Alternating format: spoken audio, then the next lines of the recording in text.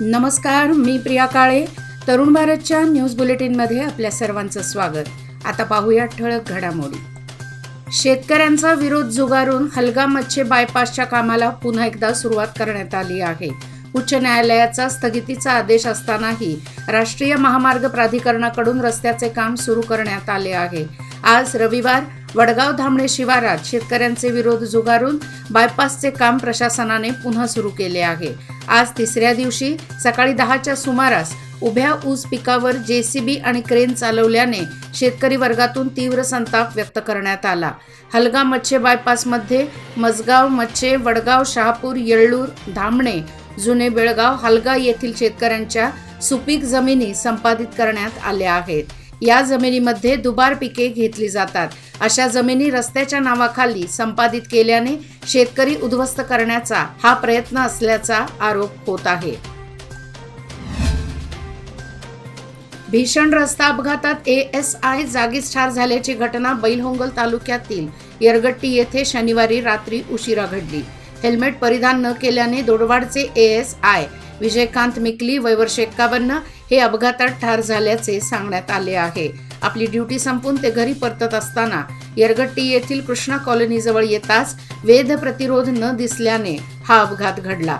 या घटनेशी संबंधित दोडवाड येथील PSI नंदीश यांना निलंबित करून बेळगावचे SP डॉक्टर भीमाशंकर गुळेद यांनी आदेश दिला आहे. जिल्हा पोलीस अधीक्षक भीमाशंकर गुळेद यांनी जिल्ह्यातील सर्व पोलीस संघांना दुचाकीवर फिरताना पोलीस कर्मचाऱ्यांनीही हेल्मेट परिधान करावे याबाबत नोटीस बजावली होती. मात्र दोडवाड पोलिसांचे ASI मेकली यांना अपघात झाला त्यावेळी हेल्मेट परिधान केले नव्हते. त्याला जबाबदार धरत पोलीस अधीक्षकांनी PSI ला निलंबित केले आहे. बेळगाव शहरातील अनगोळ नाथपई तलावाजवळ अंमली पदार्थ विकणाऱ्यांवर टिळकवाडी पोलिसांनी कारवाई केली आहे. 3,64,500 रुपयांच्या 39.450 ग्रॅम अंमली पदार्थांसह रिजवान खान, फहीम खान पठाण राहणार अळवाण गल्ली बेळगाव याला अटक केली आहे. कायदा आणि सुव्यवस्थेचे पोलीस उपायुक्त रोहन जगदीश तसेच गुन्हे विभागाच्या उपायुक्ता स्नेहा यांच्या मार्गदर्शनाखाली टिळकवाडी पोलीस निरीक्षक कपिल देव आदी सहकार्यांनी ही कारवाई आरोपींवर पाळत ठेवून केली आहे. निवडणूक आयोगाने रविवारी इलेक्ट्रोल बॉन्ड्सबाबत नवीन डेटा सार्वजनिक केला. ही आकडेवारी आयोगाने सीलबंद लिफाफ्यात सर्वोच्च न्यायालयाकडे सुपूर्द केली. न्यायालयाने नंतर आयोगाला हा डाटा सार्वजनिक करण्यास सांगितले. नव्याने जारी करण्यात आलेला तपशील 12 एप्रिल 2019 पूर्वीच्या कालावधीशी संबंधित असून भाजपने एकूण 6,986.5 कोटी रुपयांचे निवडणूक रोखे वटवल्याचे स्पष्ट झाले आहे. 2019 ते 20 मध्ये भाजपला सर्वाधिक 2,555 कोटी रुपये मिळाल्याची माहिती निवडणूक आयोगाच्या आकडेवारीवरून समोर आली आहे. त्याचप्रमाणे काँग्रेसने निवडणूक रोख्यांद्वारे एकूण 1,334.35 कोटी रुपये जमा केले तर BJDला 944.5 कोटी रुपये, YSR काँग्रेसला 442.8 कोटी रुपये व TDPला 181.35 कोटी रुपये मिळाले. तसेच द्रमुकला निवडणूक रोख्यांद्वारे 656.5 कोटी रुपये मिळाले असून त्यात सॅटिंग्यो मार्टिनच्या नेतृत्वाखालील फ्युचर गेमिंग कडून मिळालेल्या 509 कोटी रुपयांचा समावेश आहे. महाराष्ट्राचे मुख्यमंत्री एकनाथ शिंदे यांनी बेळगाव आणि बिदरच्या सीमा भागासाठी विशेष निधीची तरतूद केली आहे. लोकसभा निवडणुका जाहीर होण्यापूर्वी काल शनिवारी राज्य सरकारकडून विविध बहुउद्देशीय सेवाभावी संस्था आणि ट्रस्ट यांना एकूण 2 कोटींचा निधी मंजूर केला आहे. यामध्ये बेळगाव बिदरमधील संस्थांनाही निधी मंजूर करण्यात आला आहे. महाराष्ट्र सरकारकडून बेळगाव जिल्ह्यातील निपाणी तालुक्यात महाराष्ट्र सांस्कृतिक भवन बांधण्यासाठी 25 लाख रुपये मंजूर तर 25 लाख रुपये रघुनाथ महाराज शिक्षण संस्था बिदर या शाळेच्या बांधकामासाठी मंजूर करण्यात आले आहेत. 25 लाख रुपये Satyam Shivam Sundaram development association Bidar Belgaum hospital संबंधी साहित्य खरेदीसाठी निधी मंजूर झाला आहे.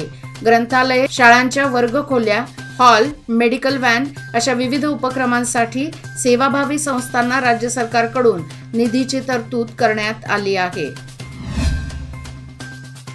धर्मवीर छत्रपती श्री संभाजी महाराज बलिदान मासानिमित्त श्री शिवप्रतिष्ठान हिंदुस्थान बेळगावच्या वतीने सामाजिक उपक्रम राबवण्यात आले असून आज बेळगाव शहरामध्ये रक्तदान शिबिराचे आयोजन करण्यात आले होते.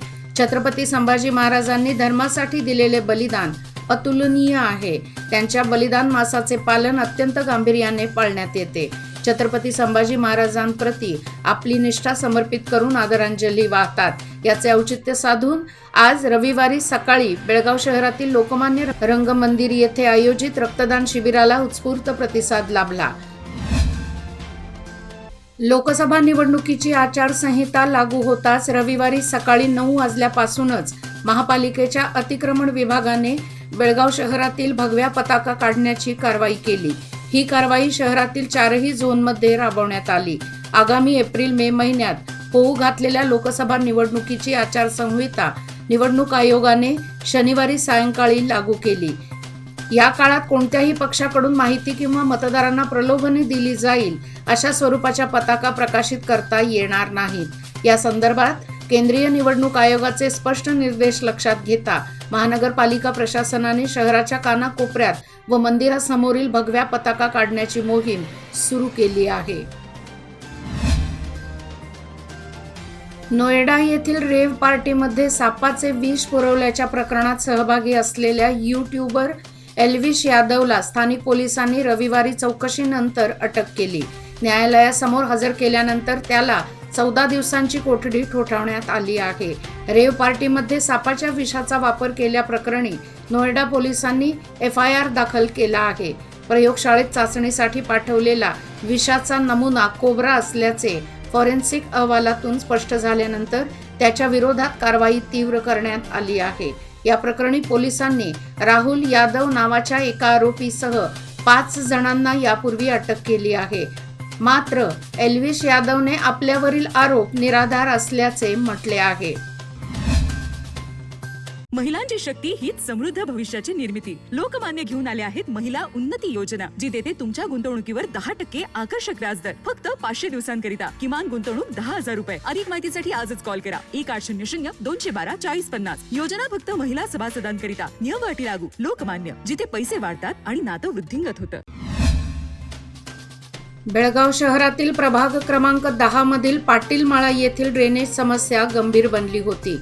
अनेकदा नागरिकांनी याची तक्रार महानगरपालिकेकडे केली होती. या प्रभागाच्या नगरसेविका वैशाली सिद्धार्थ भातखांडे यांनी यासाठी महापालिका आयुक्त तसेच विविध विभागांकडे पाठपुरावा केला. त्यानिमित्ताने आज 12 लाख रुपये UGD अनुदानातून सिद्धार्थ भातखांडे आणि पंचमंडळींच्या हस्ते कामाला चालना देण्यात आली. या प्रसंगी मोहन धामणेकर, सुदर्शन चराटे, विनायक कांगले, प्रदीप उसगावकर, भाऊ पवार, स्वाती धामणेकर, दीपा पवार व इतर उपस्थित होते. अनेक दिवसांपासून येथील समस्या मार्गी लागत असल्याने अनेक नागरिकांनी नगरसेविका वैशाली भातखांडे यांचे आभार मानले आहेत. अधिवक्ता परिषद कर्नाटक उत्तर व केएलई शिक्षण संस्थेच्या संयुक्त विद्यमाने महिला दिन साजरा करण्यात आला. यानिमित्त चिन्नम्मा हिरेमठ वृद्धाश्रमाला भेट देऊन तेथील सदस्यांना फळ वाटप करण्यात आले. या प्रसंगी DV कुरी, सुजाता पै, जयश्री मंद्रोळी, सदाशिव हिरेमठ, प्रवीण मोतीमठ व इतर मान्यवर उपस्थित होते. संगम फाउंडेशन आणि ह्युमॅनिटी फाउंडेशनच्या वतीने बेळगावच्या वतीने लिंगत्व लैंगिक अल्पसंख्याक संदर्भात माहिती प्रशिक्षण कार्यक्रमाचे आयोजन करण्यात आले होते. रविवारी सायंकाळी शहरातील खासगी हॉस्पिटलमध्ये आयोजित या कार्यक्रमामध्ये तृतीयपंथी व पारलिंगीची स्थिती, ओळख आणि जीवनशैली या संदर्भात माहिती देण्यात आली. चिकोडी लोकसभेसाठी 7 मे रोजी मतदान होणार आहे. याकरिता निवडणूक जाहीर होताच तातडीने आचारसंहिताही जारी करण्यात आली आहे. प्रशासनाने आचारसंहिता लागू होताच तातडीने सार्वजनिक ठिकाणी असणारे फलक हटवण्याची कार्यवाही सुरू केली. यामुळे फलक लावण्याच्या स्पर्धेतून गुदमरणाऱ्या सार्वजनिक ठिकाणांनी लोकसभा निवडणुकीच्या निमित्ताने एक प्रकारे मोकळा श्वास घेतल्याचे चित्र दिसत आहे.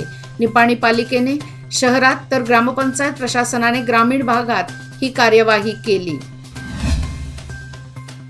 लोकसभेच्या निवडणुकीच्या पार्श्वभूमीवर बोरगाव सर्कल येथे तालुका प्रशासन व पोलीस खात्याच्या वतीने तपासणी नाक्याची उभारणी करण्यात आली आहे. विधानसभा निवडणूक असो किंवा लोकसभा निवडणूक या पार्श्वभूमीवर बोरगाव सर्कल येथे नेहमीच चेकपोस्टची उभारणी करण्यात येते.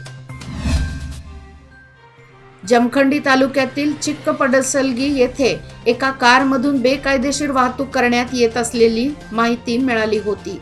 या माहितीच्या आधारे कारवाई करण्यात आली. या कारवाईमध्ये 43.2 लिटर दारू व 15.6 लिटर बियर जप्त करण्यात आली. मारुती सुझुकी या कारमधून दारूच्या बाटल्यांची वाहतूक होत असल्याचे पोलिसांना आढळून आले. या प्रकरणी आरोपी आनंद यंटमान याला अटक करण्यात आली असल्याची माहिती जिल्हाधिकारी जानकी के.एम. यांनी दिली. भारतीय घटनेविरोधात सातत्याने वक्तव्य करून राष्ट्रीय एकात्मतेला बाधा आणणारे खासदार अनंतकुमार हेगडे यांची खासदारकी रद्द करून त्यांच्या विरुद्ध देशद्रोह प्रकरण दाखल करावे अशी मागणी विविध दलित संघटनांनी जमखंडीतील तहसीलदार कार्यालयावर मोर्चा नेऊन निवेदनाद्वारे केली. घटना बदलण्याची भाषा करणाऱ्या खासदार अनंतकुमार हेगडे यांच्यावर कारवाई न झाल्यास तीव्र आंदोलन छेडण्याचा इशारा दलित संघटना प्रमुखांनी दिला. आगामी निवडणुकीत भाजपला योग्य पाठ शिकवावा असे आवाहन करण्यात आले. राज्यपाल व गृहमंत्र्यांना उद्देशून लिहिलेले निवेदन तहसीलदार सदाशिव माक्कोजी यांना देण्यात आले. दलित संघटना प्रमुख यमनाप्पा गुणदाल, रमेश बलो लगिडत यांनी नेतृत्व केले. निवडणूक आयोगाने लोकसभा सार्वत्रिक निवडणूक 2024 साठी अधिसूचना जारी केली आहे. आदर्श आचारसंहिता 6 जून पर्यंत लागू राहणार आहे. जिल्ह्यात एकूण 2085 मतदान केंद्रे असून 19,19,048 मतदार आहेत. यामध्ये 9,42,757 महिला, 9,42,757 पुरुष आणि 2,018 इतर मतदार आहेत. 17,159 मतदार 85 वर्षावरील आहेत. 85 वर्षावरील मतदारांना घर बसल्या मतदान करण्याची मुभा आहे. 9 सहाय्यक निवडणूक अधिकाऱ्यांची नियुक्ती करण्यात आली असल्याची माहिती विजापूर जिल्हाधिकारी आणि निवडणूक अधिकारी टी. भुबलन यांनी सांगितली. जिल्हाधिकारी कार्यालयाच्या सभागृहात लोकसभा निवडणूक 2024 संदर्भात पत्रकार परिषदेत बोलताना ते बोलत होते. चांगभलच्या गजरात आणि मोठ्या भक्तिमय वातावरणात आज श्री क्षेत्र ज्योतिबा डोंगर येथे ज्योतिबाचा 4था खेटा संपन्न झाला. कोल्हापूर ते ज्योतिबा डोंगर असा पायी प्रवासाने माघ पौर्णिमेनंतर येणाऱ्या रविवारीपासून दर रविवारी ज्योतिबाचे दर्शन घेतले जाते. आज सुमारे 2.5 लाखाहून अधिक भाविकांनी श्री ज्योतिबाचे गुलाल खोबऱ्यांची उधळण करून दर्शन घेतले. आज ज्योतिबाची सरदारी रूपात खडी पूजा बांधण्यात आली होती. कोल्हापूर शहराबरोबरच आता महाराष्ट्र कर्नाटकातील भाविकही मोठ्या श्रद्धेने खेटे यात्रेत सहभागी होत आहेत. याचबरोबर आजचे बातमीपत्र इथेच संपले. अधिक माहिती आणि ताज्या घडामोडी करता पाहत रहा तरुण भारत न्यूज चॅनल. तसेच आमच्या चॅनलला लाईक, शेअर आणि सबस्क्राईब करायला विसरू नका. आणि विश्वासार्ह बातम्यासाठी दररोज वाचा दैनिक तरुण भारत. धन्यवाद.